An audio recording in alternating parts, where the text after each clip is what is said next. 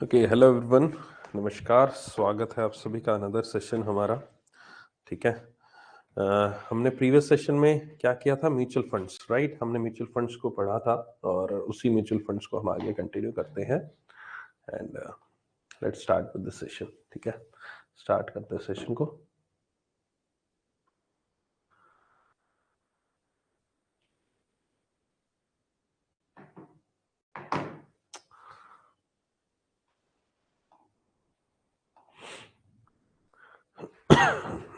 Mutual fund में कुछ और कंपोनेंट्स हैं चैप्टर में जो आपको समझने जरूरी हैं आपके एग्जाम पढ़ने से।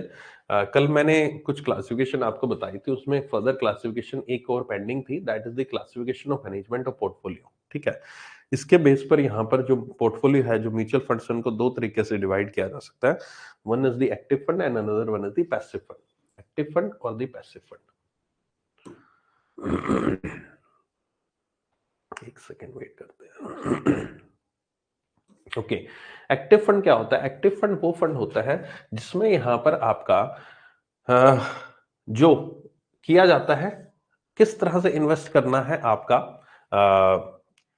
क्लाइंट की मनी को। मान लीजिए मैं कस्टमर हूं, मैंने पैसा दिया म्यूचुअल फंड को, उसको किस तरह से करना है, कहां पर इन्वेस्ट करना है, ये पूरा पूरा फंड मैनेजर के ऊपर निर्भर रहता है। तो fund team makes the deliberate decision about how to invest the fund money based on the perception of fund team management of the fund. उनके हिसाब से वो किस तरह से उसको मैनेज करना चाहते हैं, ताकि जो मार्केट में जो रिटर्न मिल रहा है, मान लीजिए आप डायरेक्ट यहाँ पर मार्केट में इन्वेस्ट करते हो, तो वहां से जो रिटर्न मिलता है उससे ज्यादा आपको रिटर्न मिल सके, उसको बीट करने का प्रयास करते हैं। That is the active fund उसको कहा जाता है। ठीक है, इसके खर्चा थोड़ा सा ज्यादा होता है क्योंकि इसमें यहां पर आपका ज्यादा एफर्ट्स लगते हैं आपकी मनी को यहां पर इन्वेस्ट करने के पर्पज से। दूसरा पैसिव फंड। पैसिव फंड में कुछ नहीं होता है। पैसिव फंड में सिंपल जो मार्केट है, मार्केट में जैसे सेंसेक्स है, निफ्टी 100 है, इस तरह के कई सारे यहाँ पर इंडेक्सेस है, वो उन इंडेक्सेस को रेप्लिकेट कर दिया कि जो सेंसेक्स में मान लीजिए जितने भी स्टॉक है उनके अकॉर्डिंग यहाँ पर जैसे जैसे उनका सेंसेक्स में वेटेज है, वैसे ही आप उन स्टॉक में यहाँ पर इन्वेस्ट कर दिया, उसी उसी वेटेज में इन्वेस्टमेंट कर दिया आपने। फंड मैनेजर ने अपनी तरफ से कोई दिमाग नहीं लगाया, कुछ नहीं सोचा है, और उसने एज इट इज उसका रेप्लिका बना दिया जो आपका यहाँ पर इंडेक्स है। ठीक है, that is the passive fund design to mimic the return of particular index. For example Nifty 50 का पैसिव इन्वेस्टमेंट जो है buys all the stocks that comprise the index. जितने भी स्टॉक उसमें होंगे वो बाय कर लूंगा। तो उससे क्या होगा, जैसे इंडेक्स यहाँ पर ग्रो करेगा वैसे ही मेरा भी यहाँ पर आपका म्यूचुअल फंड जो पोर्टफोलियो है वो ग्रो करता रहेगा, लेकिन वो सेम परसेंटेज पे ग्रो करेगा जैसे वो ग्रो करेगा। लेकिन यहाँ पर ये एक्टिव फंड जो है ये उसको बीट कर सकता है। कोशिश की जाती है जो जो सेंसेक्स निफ्टी जितना ग्रो हो रहा है उससे ज्यादा परसेंटेज में हमारा फंड ग्रो हो। ठीक है, so this is about the active fund and the passive fund, इसको कहा जाता है। तो यहां पर ये क्लासिफिकेशन तो हो गया सारा का सारा, तीन तरीके से मैंने क्लासिफाई किया था म्यूचुअल फंड्स को। अब आते हैं म्यूचुअल फंड्स के रोल क्या है। उम्मीद करता हूं अब तक वैसे म्यूचुअल फंड का रोल अब समझाने की अलग से नीड होनी नहीं चाहिए, आपके जस्ट पढ़ने के लिए है। आप इसको पढ़ सकते हो, आपको इसका आइडिया लग गया होगा।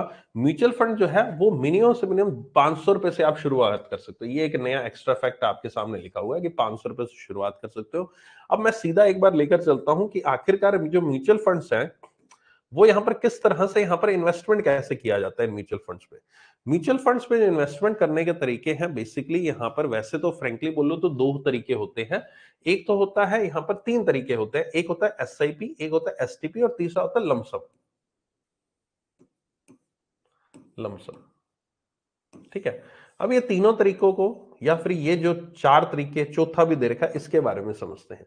म्यूचुअल फंड्स में आप पैसा लगा कैसे सकते हो। म्यूचुअल फंड में पैसा लगाने का जो तरीका है, सबसे इंपॉर्टेंट जो वे है यहाँ पर आपका, that is SIP, systematic investment plan इसको कहा जाता है। इसके तहत यहाँ पर आप अपना हर एक मंथ सिस्टमेटिक इन्वेस्टमेंट प्लान, एक सिस्टम से आप इन्वेस्ट करते हो। हर एक मंथ आपके एक अमाउंट जो है वो उस म्यूचुअल फंड कंपनी को आप देते हो। फॉर एग्जाम्पल आपकी जैसे 500 रुपये मिनिमम है, तो 500 रुपये आपने मिनिमम दिया, 1000 रुपये आपने दिया, 2000 दिया, 1500 दिया, 1700 दिया, 1800 दिया, जो भी आपको देना चाहते हैं, जिस भी मल्टीपल में वो कंपनी एक्सेप्ट कर रही है। 500 के मल्टीपल में कर रही है, 1000 के मल्टीपल में, डिपेंड करता है कंपनी टू कंपनी और स्कीम टू स्कीम। ठीक है, मिनिमम अमाउंट भी वेरी कर सकती है company to company, scheme to scheme. जरूरी नहीं है सभी के सब म्यूचुअल फंड्स में आप 500 रुपये मिनिमम ही हो। लेकिन यहां पर आप इसमें क्या होगा, इसमें आप प्रत्येक मंथ थोड़ा थोड़ा पैसा करके इन्वेस्टमेंट करोगे। आपके 500 रुपए पर महीना सेव होता है, 500 रुपए पर महीना उसमें इन्वेस्टमेंट कर सकते हो। अब इसका इन्वेस्टमेंट करने का ये एक तरीका अच्छा क्यों है, इसको अच्छा तरीका क्यों माना जाता है? इसको अच्छा तरीका इसलिए माना जाता है क्योंकि फॉर एग्जाम्पल अगर मैं अभी की मार्केट की बात करूं, अभी जब मैं ये क्लासेस ले रहा हूं इस दौरान की बात करूं, तो अगर जनवरी में मान लीजिए जो मार्केट थी, जो स्टॉक मार्केट थी, काफी अच्छी बूम पर चल रही थी। फरवरी में इसने यहां पर थोड़ा सा यहां पर एक बैलेंस्ड अप्रोच के साथ चली, और अब जब मार्च आया है तो इसमें मार्च में ही मार्केट यहां पर, फरवरी में ऐसा हुआ था, फरवरी के लास्ट में डाउन होना शुरू हो गए थे, और आज की डेट में भी डाउन है मार्केट आपकी।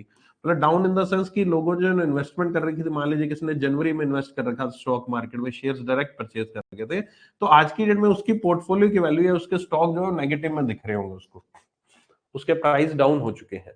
तो एक तो ये चीज हुई, मैंने इस तरह से यहां पर शेयर मार्केट काम करते हैं। अब हो सकता है कि मार्च अप्रैल जून तक ऐसी सिचुएशन चले, फिर हो सकता है चुनाव है, चुनाव के बाद थोड़ी सी फिर से जनवरी वाली सिचुएशन जो है, दिसंबर वाली सिचुएशन फिर से देखने को मिले। तो ये डिपेंड करता है किस तरह से क्या चीज हो सकती है। तो यहां पर ये जनवरी फरवरी मार्च का ये सीन है, इस तरह से आपका ऊपर गई मार्केट फिर नीचे आई। अब एक तो पर्सन था जिसने जनवरी में इन्वेस्टमेंट कर रखा था, पूरा पूरा 1 लाख रुपए लगा दिया। ठीक है, 1 लाख रुपए लगा दिया, और आज की डेट में 1 लाख रुपए उसका 90,000 80,000 पे जो भी सॉरी हो चुका है। ठीक है, अब मैं कहूं कि मैं एक साथ 1 लाख रुपए नहीं लगाता, मैं यहां पर मैं आपके 1 लाख को 3 टुकड़ों में डिवाइड करता, 33,000 के। मैं 33,000 जनवरी में लगाता, 33,000 फरवरी में लगाता, और 33,000 में मार्च में लगाता पैसा। तो क्या होता, जो 33,000 अमाउंट है ये जरूर मेरी मार्च में नेगेटिव में होती, 33,000 का हो सकता है 30,000 हो चुका हो, है ना। लेकिन जो फरवरी में 33,000 लगाया है मैंने, वो हो सकता है स्टेबल हो, उसी प्राइस पे 33,000 का 33,000 हो। और जो 33,000 आज की डेट में मार्च में मैंने लगाया है, ये डाउन वाली मार्केट में मैंने लगाया है, और जब अप्रैल मई जून में या जब भी मार्केट ऊपर होगी, 33,000 का यहां पर हो सकता है मुझे 40,000 हो जाए, और तब तक ये 33 का जो 30 आज की डेट में हुआ है, ये भी हो सकता है बढ़ जाए। तो इससे क्या होगा कि हर एक मंथ में जो इन्वेस्टमेंट कर रहा हूं, इससे आपका जो रिस्क है वो कम हो जाता है, कि आपकी डाइवर्सिफिकेशन हो जाती है रिस्क की, कि आपने किसी टाइम में मार्केट में पैसा लगा दिया, मार्केट बहुत ज्यादा ऊपर है, लेकिन फिर आपने मार्केट में उस टाइम में पैसा लगाया, म्यूचुअल फंड में उस टाइम भी पैसा लगाया जब आपकी पैसा जो है, आपका मार्केट जो है डाउन पे है, तो डाउन से ऊपर जाएगी तो भी यहां पर बढ़ जाएगा, और ये वाले भी बढ़ जाएंगे, तो इस तरह से सिचुएशन यहां पर एक काबू हो सकती है। यहां पर भी आपको फायदा होगा, यहां पर भी फायदा होगा, वहां पर केवल यहां पर फायदा होगा, और कितना फायदा होगा पता नहीं। यहां पर मेरे पास पैसे लगाने के लिए बचे नहीं थे, क्योंकि सीधा मैंने 1 लाख लगा दिया था, जबकि मैं सोच रहा हूँ मार्च जब मार्केट नीचे आई थी तब मुझे पैसा लगाना चाहिए था, है ना, तब, लेकिन मेरे पास पैसा बचा नहीं। तो इसी चीज को देखने के लिए यहाँ पर सिर्फ यूज किया जाता है, दैट सिस्टमेटिक इन्वेस्टमेंट प्लान, कि पर मंथ चाहे मार्केट ऊपर है चाहे नीचे है, जहां मर्जी है अपना पैसा लगाओ, पर आपका पैसा अल्टीमेटली यहां पर आपको ग्रो करता हुआ नजर आना चाहिए for the long term. Long term से मेरा मतलब 1-2 साल नहीं है, काफी लंबा समय का अगर आपका हॉरिजन है, लेकर चल रहे हो तो। ठीक है, आपको संयम बरतना पड़ता है म्यूचुअल फंड्स में, है ना। अगर मैं पर्सनली बात करूं तो मैंने भी म्यूचुअल फंड्स में, जब मैंने जॉब स्टार्ट की थी 2011 में, उसके 2-3 साल बाद ही 2013-14 में मैंने, 2013 में शायद मैंने, हाँ मुझे एग्जैक्ट ईयर याद नहीं, 2013-14 में मैंने म्यूचुअल फंड में इन्वेस्टमेंट स्टार्ट कर दी थी।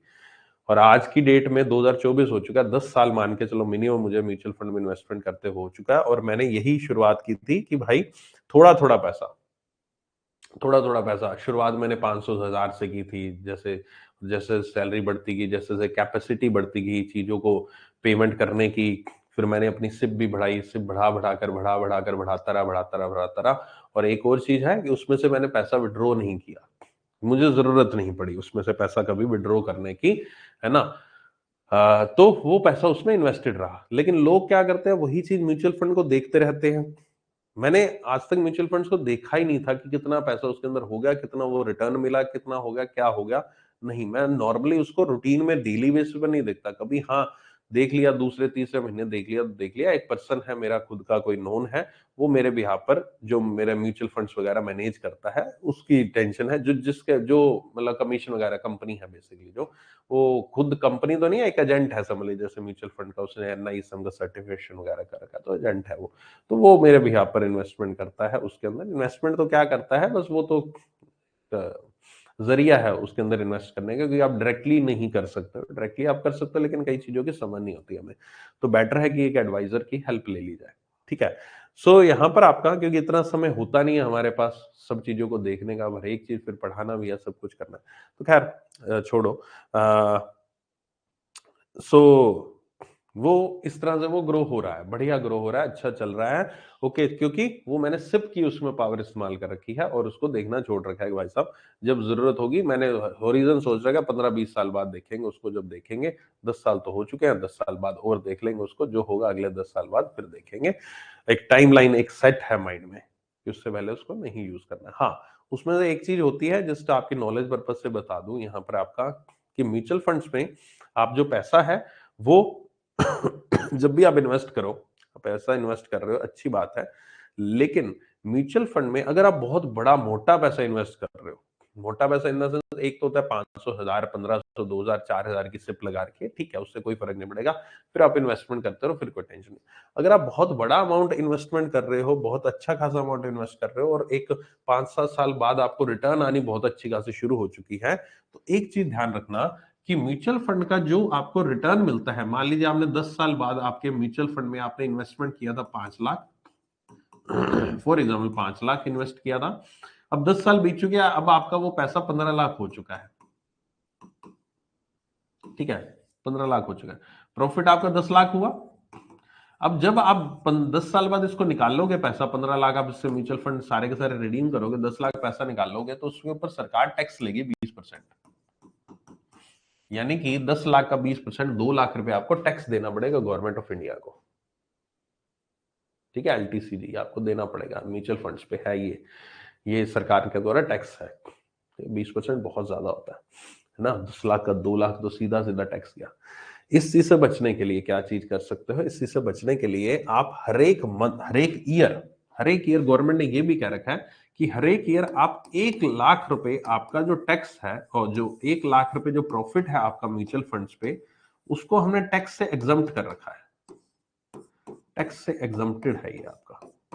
ये मैं जस्ट आपकी नॉलेज के लिए बता रहा हूँ, कोई एग्जाम पॉइंट ऑफ से रेलेवेंट नहीं है, आपकी नॉलेज के लिए बता रहा हूँ।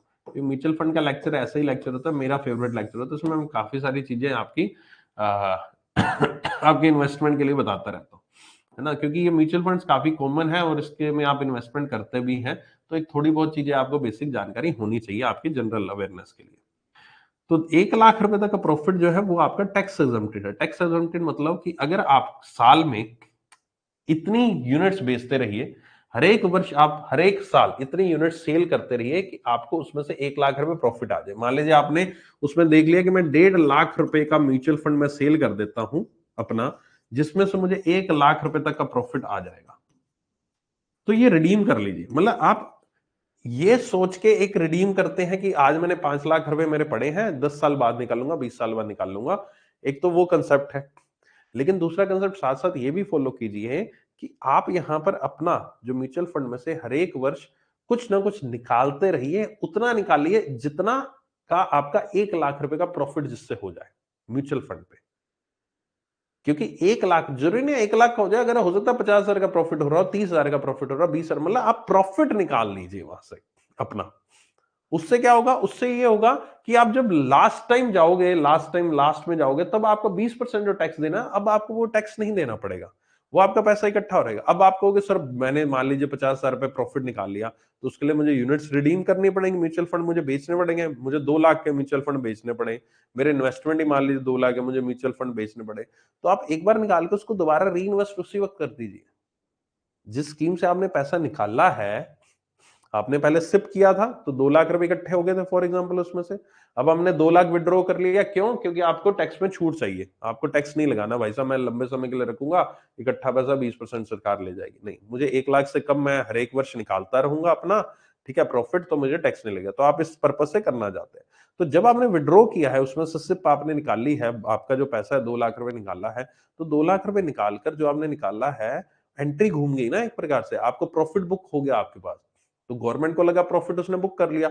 अब उसी 2 लाख को आप पूरा पूरा इन्वेस्ट दोबारा कर दिए, सेम स्कीम में दोबारा इन्वेस्ट कर दीजिए, अगर उसमें अवेलेबल है वो स्कीम में इन्वेस्टमेंट, नहीं तो दूसरी स्कीम में कर दीजिए। बात तो वही की वही है। एक होता है ना कि सर मैं पैसा निकालूंगा कहीं और वेस्ट हो जाएगा, फिर मेरी म्यूचुअल फंड का लॉन्ग टर्म होरिजन का क्या रहा, मैं लंबे समय के लिए म्यूचुअल फंड कैसे रखो, आप तो निकालने के लिए कह रहे हो हर एक वर्ष कुछ कुछ पैसा, सारा नहीं कुछ कुछ पैसा, तो सर वो लंबे समय के लिए मेरी कंपाउंडिंग कैसे होगी, वो तो निकाल ही लिया पैसा, तो उस पैसे को तुरंत वापस इन्वेस्ट कर दीजिए उसी स्कीम में, उसी पॉइंट पे, उसी एनएवी पर, जिस एनएवी पे आपने निकाला है उसी एनएवी पे इन्वेस्ट कर दीजिए दोबारा से, क्या ही फर्क पड़ेगा, थोड़ा खर्चा लगेगा लेकिन खर्चा वो एटलीस्ट 20% तो नहीं है ना, कमीशन कमीशन लेगा, है ना, लोडिंग चार्जेस वगैरह वो अगर होंगे एप्लीकेबल तो लगेंगे, लेकिन एटलीस्ट वो 20% के बराबर इतना तो नहीं है ना, वो 0.10 वगैरह 0.1 लगता है, पॉइंट समझ रहे हो, तो इस तरह से थोड़ा सा इन्वेस्टमेंट को अपना प्लान करना चाहिए कि हम हमेशा इन्वेस्टमेंट को इन्वेस्टमेंट करते रहो करते रहो करते रहो, विड्रॉ करने का भी तरीका, विड्रॉ करने का भी एग्जिट जो होता है वो भी आपको पता होना चाहिए, कहाँ पर कैसे एग्जिट करना है उस स्कीम से, सही समय पर एग्जिट लेना भी बहुत ज्यादा जरूरी हो जाता है, ठीक है। आई होप सो कि मेरा पॉइंट जो था थोड़ा सा आउट ऑफ कंटेक्स्ट था वो समझ में आ गया होगा। तो ये सिस्टमैटिक इन्वेस्टमेंट प्लान है। इसके अलावा अगला आता है सिस्टमैटिक ट्रांसफर प्लान। अब इसमें सिप की कोई लिमिट नहीं है, सिप की बात करूं तो कोई लिमिट नहीं है, 1 लाख 2 लाख 5 लाख जितनी में आप कराना चाहो और जितनी मर्जी स्कीम उसमें करा सकते हो। एक स्कीम में आपने 5,000 डाल दिया, 5,000 महीने का जा रहा है, दूसरी स्कीम में 2,000 जा रहा है, किसी स्कीम में 1,000 जा रहा है, किसी स्कीम में 10,000 जा रहा है, ऐसा भी जा सकता है, कोई बड़ी बात नहीं, ठीक है। अगला आता है systematic withdrawal plan. Systematic withdrawal, अच्छा sorry, systematic transfer plan. Systematic transfer plan होता है कि आपने म्यूचुअल फंड कंपनी, खैर अब ये ना इस चीज को थोड़ा सा मना भी किया गया है अब आपका करने से, सिस्टमैटिक ट्रांसफर प्लान सेबी के द्वारा। बेसिकली इसमें क्या होता है, इसमें आप एक म्यूचुअल फंड में पैसा लगा देते हो और उस म्यूचुअल फंड से यहाँ पर पैसा जो है अलग अलग जगह पे ट्रांसफर कर दिया जाता है।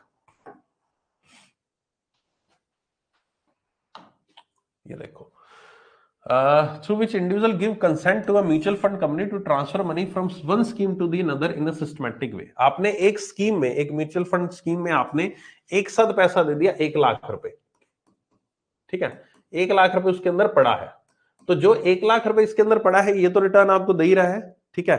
अब आपने कहा कि मैंने 1 लाख इसमें डाल दिया, लेकिन इस 1 लाख रुपए से भी आप हर एक मंथ, एवरी मंथ, जनवरी में, फरवरी में, मार्च में, ऐसे करके इसमें से 10-10 हजार रुपए अलग अलग में निकाल डालते रहिए। एक होता है आपके बैंक अकाउंट से पैसा निकला, बैंक अकाउंट में 1 लाख पड़ा है तो हर एक महीने 10-10 हजार निकला, बैंक में आपका सेविंग में पड़ा है, आपको एफडी में पड़ा है, मान लीजिए एफडी में पड़ा है तो तोड़नी पड़ेगी एफडी, तो सेविंग में रखना पड़ेगा आपको, सेविंग में पड़ा है, या हर एक मंथ आपकी सैलरी आ रही है, जो भी आ रही है, फॉर एग्जाम्पल आपका 1 लाख पूरा का पूरा पड़ा है, अब आपके माइंड में है कि मैं एफडी कराऊं या फिर मैं क्या कराऊं, मैं सेविंग में रखूं, मेरे तो 10 हजार रुपए सिप लगनी है, अब एफडी कराऊंगा तो हर एक मंथ मैं तोड़ूंगा तो नहीं एफडी को, है ना, हर एक मंथ में तोड़ के एफडी में से 10 हजार रुपए तो दूंगा नहीं, तो क्या उसका सोल्यूशन है, उसका सोल्यूशन ये है कि एक ऐसा फंड चुन लीजिए, स्कीम चुन लीजिए जिसमें आप 1 लाख रुपए डाल दीजिए म्यूचुअल फंड्स में, और म्यूचुअल फंड कंपनी क्या करेगी, अपने आप उसमें से 10,000 रुपए विड्रॉ करते रहेगी, विड्रॉ करते रहेगी, उसको अनदर म्यूचुअल फंड में एज अ सिप इन्वेस्ट करती रहेगी।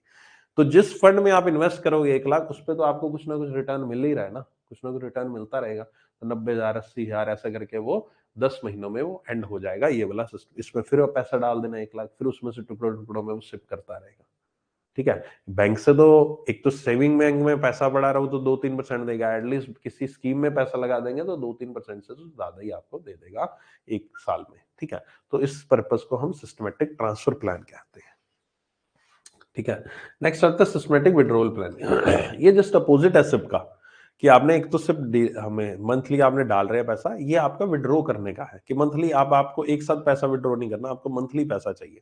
आप चाहते हो कि मेरा बच्चा का पोर्टफोलियो हो चुका है, 10 साल हो चुके हैं, अब मेरे पास यहाँ पर मैं ना रिटायरमेंट के मूड में हूँ भाई साहब, मुझे कुछ नहीं कमाना, मुझे तो बैंक का ब्याज, जैसे हम कहते हैं बैंक में एफडी करा दी, ब्याज लेते रहो उसका महीने में महीने और उससे घर बार चलाता रहता है ना, बुजुर्ग लोग जिनके पेंशन वेंशन आती है ऐसे करते हैं, ठीक है, सॉरी जिनका पीएफ वी पड़ा है वो ऐसे ही करते हैं, एफडी का ब्याज उनका घर की रोजी रोटी चल जाती है। सेम वैसे ही म्यूचुअल फंड में पैसा, अब आप कह रहे हो कि एक साथ मुझे पैसा नहीं विड्रॉ कराना, मुझे पर महीने यहाँ पर मुझे खर्चा चाहिए, मुझे पर महीने 10-10 हजार रुपए चाहिए, 10-10 हजार रुपए उसमें से विड्रॉ होता है कि आपके खाते में आता रहा, that is systematic withdrawal plan. इससे आपका म्यूचुअल फंड भी चलता रहेगा, उसमें आपने इन्वेस्टमेंट रोक दी है, लेकिन म्यूचुअल फंड जो है वो ग्रो करता रहेगा, रिटर्न देता रहेगा, इन्वेस्टमेंट हुई हुई है बेसिकली, पैसा निकलता रहेगा। एक होता है लमसम, मैंने अभी आपको बताया था, एक होता है लमसम, जो पिछले पेज पर भी आपको बताया था मैंने। लमसम में ये होता है कि आप एक साथ पैसा लगा देते हो म्यूचुअल फंड में, 1 लाख रुपए एक साथ डाल दिया आपने म्यूचुअल फंड में, उसको हम लमसम कहते हैं, ठीक है। वो आपकी इच्छा होती है कि आप सिस्टमेटिक इन्वेस्टमेंट प्लान कराना चाहते हो, लमसम पैसा डालना चाहते हो, वो आपके ऊपर। जैसे मैंने अभी आपको कहा था ना कि अपना प्रॉफिट बुक करके वापस से उसको उल्टी पलटी कर दी, मतलब कि आपने पैसा निकाल लिया, प्रॉफिट बुक कर लिया अपना, और तुरंत उस पैसे को तुरंत इन्वेस्ट कर दीजिए एक साथ। तो जो पैसा आया तो उसको आप लमसम रूप में इन्वेस्ट करोगे ना, तो वो भी एक तरीका होता है। आई होप सो कि ये चीज आपको समझ में आ गई होगी, कुछ नई चीज आपको काफी लोगों को पता लगी होगी कि आखिरकार किस तरह से म्यूचुअल फंड कंपनी, यहाँ पर म्यूचुअल फंड्स आपके काम करते हैं। ठीक है, चलो आगे चलते हैं हम। अब कुछ पॉइंट्स ऐसे हैं जो मैं आपको खुद ही पढ़ने के लिए कहूंगा। बेसिकली सुपरविजन है म्यूचुअल फंड्स का, सेबी और एमफी के द्वारा किया जाता है। सेबी का इसमें क्या रोल है और एमफी का क्या रोल है, ये दोनों के दोनों रोल यहां पर लिख रखे हैं। थोड़ा सा रटने वाली चीज है, ठीक है। ये मतलब रटने का इन द सेंस कि बस समझ लीजिएगा, इसको रटने की कोई आवश्यकता नहीं है कि रट्टा मारे जा रहे हैं, मारे जा रहे हैं, दिमाग में घुसाए जा रहे हैं, ऐसा कुछ नहीं है। बट आप पढ़ोगे तो आपको सिंपल इनका ऑब्जेक्टिव पता लग जाएगा कि बेसिकली सेबी और एमफी काम क्या कर रहे हैं, नथिंग एल्स। सेबी और एमफी काम क्या कर रहे हैं वो चीज आपको पता लग जाएगी, ठीक है। अच्छा, अब आता है न्यू फंड ऑफर। जब भी कोई एक म्यूचुअल फंड कंपनी जो है वो यहाँ पर स्टार्ट करती है, जिस तरह से शेयर मार्केट में हमने आईपीओ पढ़ा था, याद होगा आपको आईपीओ, पहली बार कंपनी लॉन्च हुई, उसी तरह से म्यूचुअल फंड जब पहली बार लॉन्च होते हैं तो उसको न्यू फंड ऑफर कहते हैं, ठीक है। That is known as the new fund offer, ठीक है। In case of open ended and close ended schemes के लिए एनएफओ जो है 15 दिन के लिए ओपन होता है, और एक्सेप्ट ईएलएस स्कीम, कल हमने बहुत सारी स्कीम्स पढ़ी थी, उसमें ईएलएस स्कीम भी थी, उसको छोड़कर 15 दिन के लिए ओपन होता है। मिनिमम जो सब्सक्रिप्शन अमाउंट है, अगर डेट और या फिर बैलेंस स्कीम के फंड्स हैं तो उसमें 20 करोड़ रुपए यहां पर आपका मिनिमम अमाउंट होती है कि 20 करोड़ रुपए आप उसके अंदर, जो म्यूचुअल फंड कंपनी है वो 20 करोड़ रुपए आपसे पैसा उठाएगी, ठीक है। और जो बाकी स्कीम्स है उसमें 10 करोड़ होती है। Average asset under management 20 crore on half yearly rolling basis should be maintain for ended date oriented schemes. Okay, date oriented schemes में मैंने कहा कि 20 करोड़ रुपए उसके अंदर फंड होना चाहिए, और वो 20 करोड़ को यहाँ पर हाफ ईयरली बेसिस पर उसको मैनेज करके चलना है, एवरेज बेसिस पर, ठीक है। ऐसा नहीं है कि 20 करोड़ आ गया उसके बाद उसने निकाल दिया, वैसे कंपनी के बारे में mutual fund company asset under management को नहीं करना है। स्कीम जहां पर एनएफओ है should be available for ongoing repurchase sale और trading with in 5 business day of allotment. जब आपको म्यूचुअल फंड अलॉट हो जाते हैं जिसको भी, उसके बाद 5 बिजनेस डे तक वो कंपनी यहां पर अवेलेबल होनी चाहिए परचेज सेल और ट्रेडिंग के। उन्हीं चीजों को यहाँ पर आपका दोबारा से परचेज करना, सेल करना, ट्रेडिंग पर्पज से यहाँ पर 5 दिन के लिए एनएफओ उसके बाद भी अवेलेबल रहना चाहिए, ठीक है। ऑफर पीरियड जब क्लोज होता है, एनएफओ उसके बाद ही इन्वेस्टमेंट कर सकते हो, मतलब पैसा आपने ले लिया उनसे, अब आपको इन्वेस्ट तो करना ही है, कहीं ना कहीं पैसा लिया तो म्यूचुअल फंड कंपनी को इन्वेस्ट करना है ना आगे। तो जब क्लोज हो जाएगा उसके बाद ही होगा, अलॉट होगा, अकाउंट स्टेटमेंट इन्वेस्टर को भेज दी जाएगी 5 दिन के अंदर अंदर कि उनको म्यूचुअल फंड अलॉट हो चुके हैं। ये कुछ रिस्क दे रखे हैं कि कौन कौन से रिस्क इन्वॉल्व हैं आपके म्यूचुअल फंड्स के केसेस में। सबसे पहले आता है market environment, concentration risk, interest rate risk, liquidity risk, credit risk. मैं फटाफट बता देता हूं, इनको पढ़ लेना बाद में आप आराम से। मार्केट एनवायरनमेंट रिस्क होता है basically market risk. Market risk होता है जो स्टॉक मार्केट, शेयर मार्केट है उससे संबंधित है। स्टॉक मार्केट, शेयर मार्केट ऊपर जाती है, नीचे जाती है, दाएं बाएं घूमती रहती है, तो उसके ऊपर ही हमारे म्यूचुअल फंड डिपेंड है। तो मार्केट में अगर किसी भी तरह के अपसाइड डाउनसाइड आता है तो उसका इफेक्ट हमारे म्यूचुअल फंड इन्वेस्टमेंट में पड़ता है। दैट्स द मार्केट रिस्क, ठीक है। ओके, इसलिए वहां पर लिखा होता है are subject to market risk, advertisement भी आपकी आती है, ठीक है। कंसंट्रेशन रिस्क होता है कि आप पर्टिकुलरली एक टाइप के म्यूचुअल फंड में अपना पैसा सारा का सारा लगा रहे हो, ठीक है। आप डाइवर्सिफाई नहीं कर रहे अपने पोर्टफोलियो को, एक सेक्टर में, एक कंपनी में, या फिर एक ही म्यूचुअल फंड में अपना पैसा लगा दिया। तो अगर वो कोई कंपनी में, कुछ ऐसा ऑर्गेनाइजेशन में कोई ऐसी चीज आती है जिससे यहाँ पर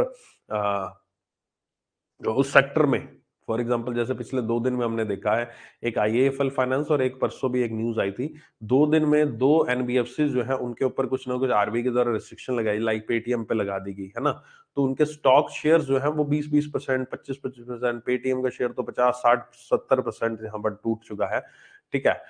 तो इतना, अगर आपका कहीं इन्वेस्टमेंट ऐसी कंपनी में जिसके ऊपर कुछ बैन लगा दिएगा तो आपको तो पैसा गया। यहीं अगर आपने डाइवर्सिफाई कर रखा है 2-3-5 ऐसे सेक्टर में, तो कोई एक सेक्टर डूबता तो कोई दूसरा सेक्टर उठ जाता, तो आपका नलीफाई हो जाता है आपस में इफेक्ट। इंटरेस्ट रेट रिस्क होता है, मान लीजिए आपने किसी डेट इंस्ट्रूमेंट टाइप स्कीम में इन्वेस्टमेंट कर रखा है, तो उनके इंटरेस्ट रेट भी तो ऊपर नीचे होते रहते हैं, उनके इंटरेस्ट रेट में भी तो वेरिएशन आता रहता है, तो उसके हिसाब से आपके म्यूचुअल फंड के प्राइस भी ऊपर नीचे यहाँ पर हो जाएंगे, आपको पैसा जो मिला। लिक्विडिटी रिस्क होता है कि आपके हाथ में जो पैसा है, हाथ में जो पैसा है उसकी तंगी आ गई कि आपने इन्वेस्टमेंट इतना ज्यादा कर रखा है, रुक गया, अब वो पैसा आप म्यूचुअल फंड से निकाल ही नहीं पा रहे किसी तरह से। बहुत सारे ऐसे म्यूचुअल फंड होते हैं, स्पेशली जो टैक्स सेविंग म्यूचुअल फंड्स होते हैं, जो कि आप इन्वेस्ट करते हो, जो कि गवर्नमेंट ऑफ इंडिया कहती है कि आप इन म्यूचुअल फंड्स में इन्वेस्टेड कीजिए, तो आपको यहाँ पर आपके इनकम टैक्स में छूट मिलेगी, जो 80C सेक्शन 80C के तहत आपको छूट मिलती है। तो ऐसे म्यूचुअल फंड्स भी होते हैं जिनमें आप म्यूचुअल फंड में इन्वेस्टमेंट करके 1.5 लाख रुपए तक 80C के तहत छूट ले सकते हो।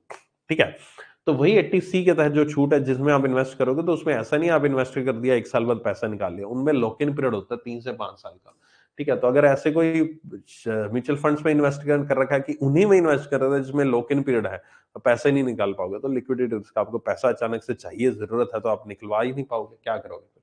क्रेडिट रिस्क, क्रेडिट रिस्क है आपका यहाँ पर कि आपने जो पैसा वहां पर लगाया, issuer of the scheme is unable to pay, मतलब कि जो कंपनी जहां पर आपने पैसा दिया है वो आपको पैसा वापस लौटा ही नहीं पा रही है, that is the credit risk.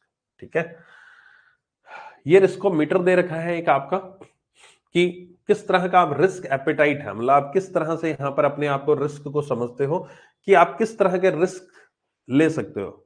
आपकी जैसे उम्र बहुत कम है, आपके डिपेंडेंट नहीं है, तो आप एक लो रिस्क की कैटेगरी में आ जाते हो। ठीक है, तो अच्छा, इन्होंने फंड्स के हिसाब से बोला है, उस हिसाब से नहीं बोला, इन्होंने फंड्स के हिसाब से बोला है कि फंड्स कितना रिस्की है। लो रिस्क का फंड है, मॉडरेटली लो, मॉडरेट है, मॉडरेटली हाई है, वेरी हाई है। ये रिस्क डिपेंड करता है किस सेक्टर में इन्वेस्टमेंट कर रहे हो, वो म्यूचुअल फंड कितना डाइवर्सिफाई है। म्यूचुअल फंड पर्टिकुलरली एक सेक्टर में ही है, मान लीजिए एक म्यूचुअल फंड है जो केवल स्टील सेक्टर में ही इन्वेस्टमेंट करता है, आपने वो म्यूचुअल फंड ले रखा, तो वो हो सकता है वेरी हाई रिस्क में आए, क्योंकि ये पर्टिकुलर एक सेक्टर में ही आपने कर रखा है। ठीक है, so the low risk fund are those mutual fund where investment made are those who do not want to take risk with their money. वो ऐसे फंड में इन्वेस्ट करते हैं जो लो रिस्क में रहता है, डाइवर्सिफाई होता है, और जो लोग खुद भी यहां पर चाहते हैं कि मेरा पैसा ज्यादा रिस्की फंड्स में ना जाए, चाहे मुझे रिटर्न कम मिल जाए लेकिन उसका रिस्क नहीं होना चाहिए, जब मुझे पैसा चाहिए मैं उसमें से पैसा निकलवा पाऊंगा। ये इस तरह के फंड यहां पर आपके लो रिस्क फंड में आपके आते हैं। ठीक है, ठीक है, इस तरह के यहाँ पर रिस्की फंड है, ये एक क्लासिफिकेशन है, कुछ खास इसमें है नहीं, लेवल है, पढ़ना चाहो पढ़ लेना, कुछ इंपॉर्टेंट नहीं है। ठीक है, अच्छा, अब आता है कि हम म्यूचुअल फंड के रिटर्न को कैसे कैलकुलेट करते हैं। म्यूचुअल फंड का रिटर्न जो है वो यहाँ पर दो तरीके से कैलकुलेट होता है, एक होता है एब्सोल्यूट रिटर्न, दूसरा होता है annualised return method. Absolute return तो सीधा साधा होता है कि मान लीजिए मैंने म्यूचुअल फंड में 5 लाख रुपए लगाए और वो 5 साल बाद 10 लाख रुपए हो गए, तो आपने 10 लाख भाग 5 लाख, वो 5 लाख भाग 5 लाख किया, तो आपको 100% का रिटर्न आ गया। ठीक है, सिंपल सी बात है, मतलब कितने परसेंट का रिटर्न आया मुझे इतने सालों में, वो निकाल लिया। दूसरा एनुअलाइज्ड रिटर्न मेथड होता है। एनुअलाइज्ड रिटर्न में ये होता है कि आपने 5 लाख रुपए लगाए थे, आपके 5 लाख रुपए नहीं, पहले साल 1 लाख लगा, फिर सिप आपने करके ना, पहले साल 1 लाख की सिप हुई, फिर दूसरे साल 1 लाख की, फिर तीसरे साल 1 लाख की, पर मंथ आपकी सिप होती रही, तो पूरे साल का 1 लाख रुपए होगा। तो 1 लाख रुपए पहले साल कितना इंक्रीज हो गया, दूसरे साल पहुंचा, फिर दूसरे साल 1 लाख प्लस पिछले साल का 1 लाख प्लस रिटर्न जो है वो इन्वेस्टमेंट हुआ, फिर तीसरे साल का 2 लाख प्लस रिटर्न जो इन्वेस्टमेंट हुआ। तो आप समझ रहे, एनुअलाइज्ड यहाँ पर रिटर्न हो गया। ये कुछ वैसा ही है, समझ लो कि एब्सोल्यूट रिटर्न तो है सिंपल इंटरेस्ट, और एनुअलाइज रिटर्न है आपका कंपाउंड इंटरेस्ट। ठीक है, रिटर्न के ऊपर रिटर्न आपको मिल रहा है, तो आपको पर ईयर कितना रिटर्न मिला। एक तो आपने पूरे साल का रिटर्न निकाल लिया इतने सालों का कि भाई मुझे 40% मुझे रिटर्न मिला है। एक आपने निकाला मुझे पर ईयर कितना रिटर्न मिल रहा है, पर ईयर मुझे कितना, अब पूरे साल का तो 40 मिल गया, लेकिन पर ईयर 40 थोड़ी ना हुआ, पर ईयर तो मेरा 1 लाख का हो सकता है, 1,20,000 हुआ हो। पॉइंट समझ रहे हो? फिर जो मैंने 1,20,000 इन्वेस्ट किया वो कितना हुआ 1,20,000 का, तो ऐसा वो 18-20% पे पड़ेगा मान लीजिए।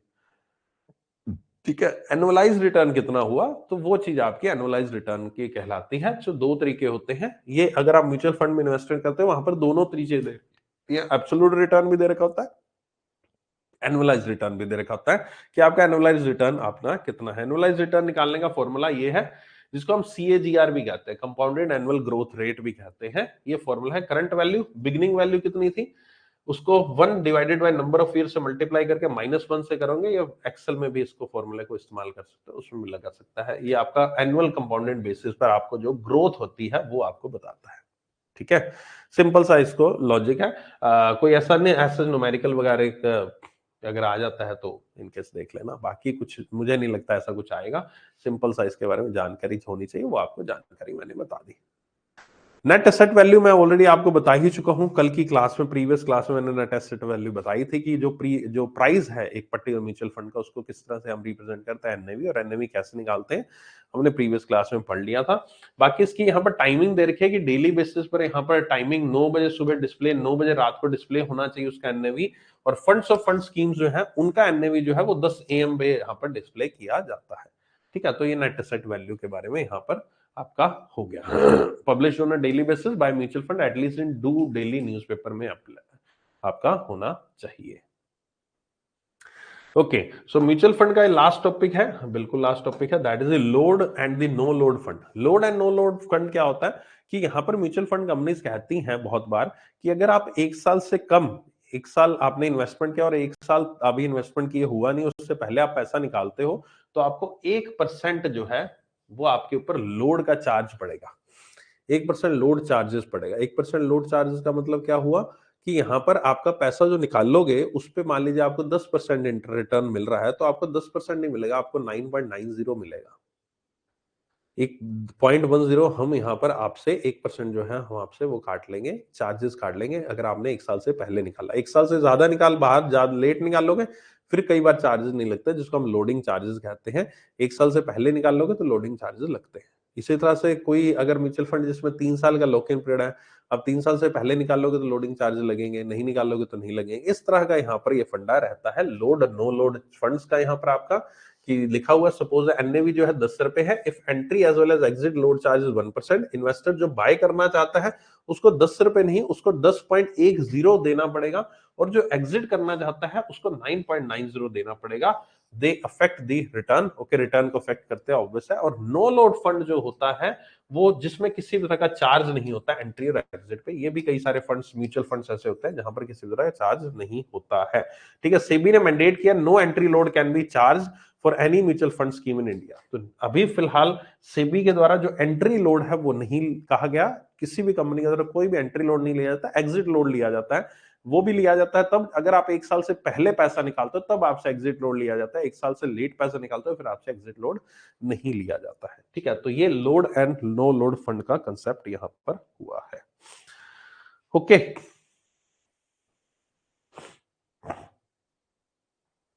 सो that's it from my side. उम्मीद करता हूँ सेशन अच्छा लगा होगा, पसंद आया होगा। म्यूचुअल फंड्स हमारे टॉपिक कंप्लीट हो चुके हैं हमारे 2 लेक्चर में। फिर नेक्स्ट लेक्चर में मिलते हैं किसी और नए टॉपिक के साथ। उम्मीद करता हूँ सेशन अच्छा लगा होगा, कुछ नया सीखा होगा आपने म्यूचुअल फंड से, म्यूचुअल फंड में इन्वेस्टमेंट किस तरह से करनी चाहिए वो भी आपने बहुत अच्छे से जाना होगा मुझसे। धन्यवाद, शुक्रिया। मुलाकात करते हैं फिर नेक्स्ट सेशन में हम कल। ठीक है,